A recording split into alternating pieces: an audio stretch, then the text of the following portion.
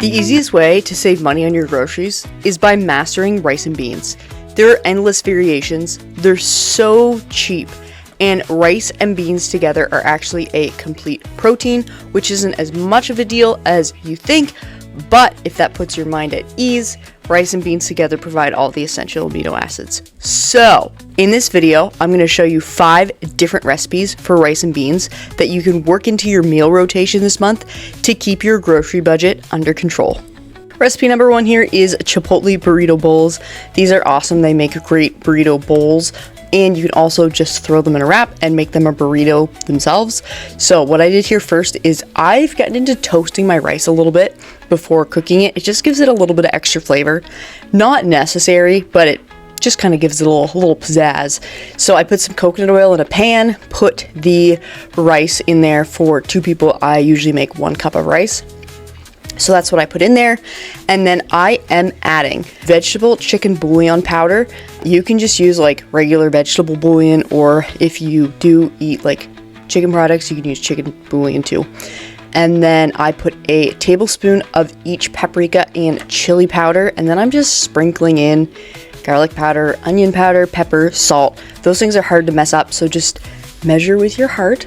And while this is still dry, I like to mix them up into the rice and toast it kind of like you do with the spices in a curry. This just really deepens the flavor. Once those are done toasting, just add the desired amount of water. The amount of water that the package tells you to cook with.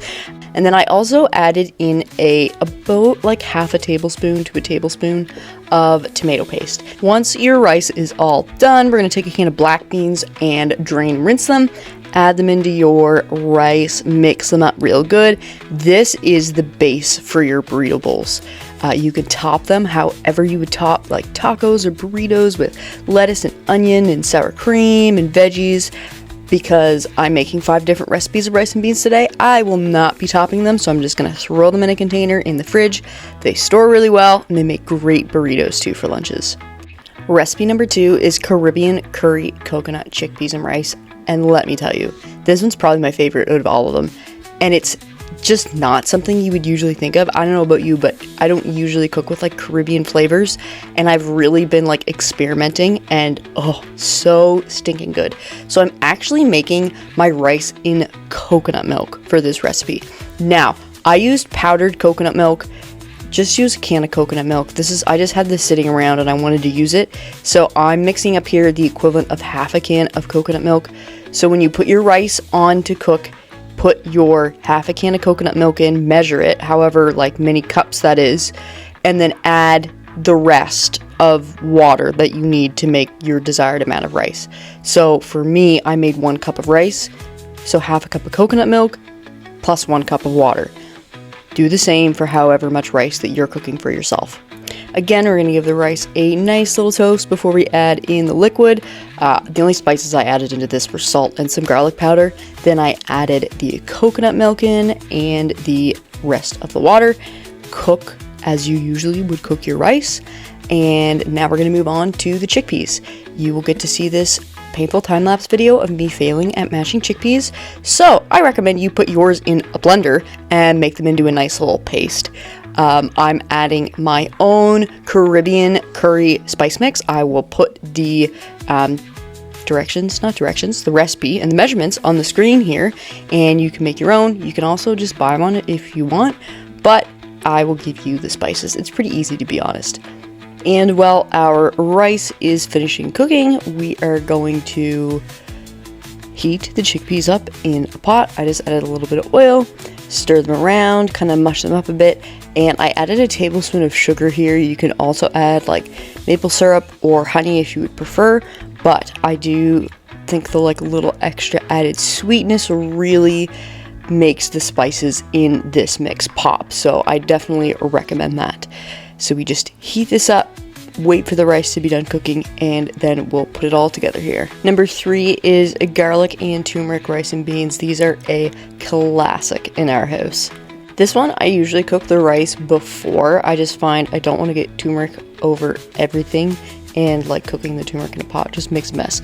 So I will cook the rice in a rice cooker first, and then transfer it into something that it will not stain and add some turmeric. So I usually start off with the turmeric with 1/4 teaspoon. Now, depending on how much rice you have, you'll need more or less. You probably won't need less of that, but you may need more, just because I find you can get out of hand with turmeric. Like, you only need a little bit. There's like a sweet spot where you're not making a disastrous yellow mess and where you're actually like adding a little bit of flavor, and turmeric can be spicy if you add too much of it. So I recommend just starting with 1/4 teaspoon, mix it in. If you think you need a little bit more and your rice isn't like vibrant and yellow, add another little sprinkle or 1/4 teaspoon and adjust accordingly. It's pretty easy because turmeric is very yellow, so it's like easy to tell when you've got enough of it. To this rice, I'm also adding some garlic powder, onion powder, salt, and pepper. Again, I don't measure my garlic and onion powder usually. For a cup of rice, I'd say it's probably about 1/2 tablespoon, but measure with your heart. You can really not mess up garlic and onion powder. And here you can see how yellow the rice should look once you've added your turmeric. I usually add a little bit of oil or butter in here, stir it up. It'll help the turmeric like stick to the rice and it tastes amazing. Now for the black beans, add 1 can of black beans, half drained, so drain most of the liquid out of them, leave a little bit, cut up 1/2 of an onion and 2 cloves of garlic.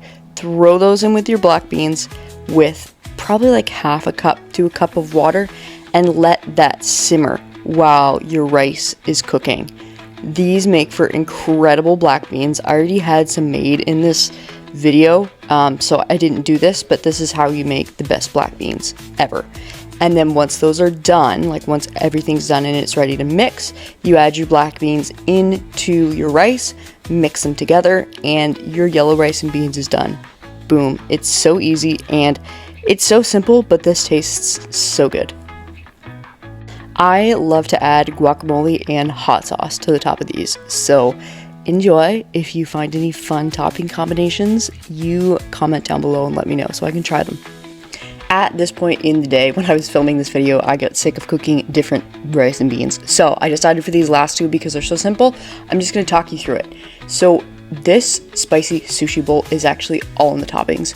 I cooked the rice, I just put a little bit of garlic salt and soy sauce in the rice, fry it up kind of like fried rice, and then the toppings are chickpeas, sushi nori, spicy mayo, and cucumbers. Sometimes I like to add carrots. If you have like something like kimchi, that would be really good on top. And I sprinkle some sesame seeds on top, and you can top with like spicy mayo, hot sauce, more soy sauce, whatever you like. They are mostly just in the toppings, and this is one of my go-to lunches is chickpea sushi bowls. And the last one here is just a pretty simple sesame Asian stir fry. So to make this stir fry sauce, we're gonna add 1/4 cup of soy sauce, 1/2 cup of water, a teaspoon of sesame oil, and some minced garlic, 1-2 cloves, however much you love garlic. And then we are going to cook our rice, fry it up, add this stir fry sauce, add your chickpeas. You can add some veggies. I didn't add any veggies for the sake of taking the pictures of just the rice and beans in this recipe, but I recommend adding some stir fry veggies in there. And then once you're all done, I like to top it with green onion, sesame seeds, and some hot sauce. Can you tell that I love hot sauce? Another thing you could do if you didn't want to make your own stir fry sauce is just use bottled stir fry sauce. I find adding a little bit of garlic salt and some green onions on top will spice up any stir fry recipe and just make it a little bit fancier.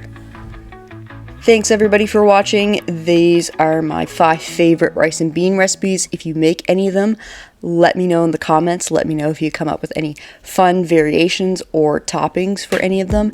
And check back here for more videos about how to eat healthy and save money on your groceries.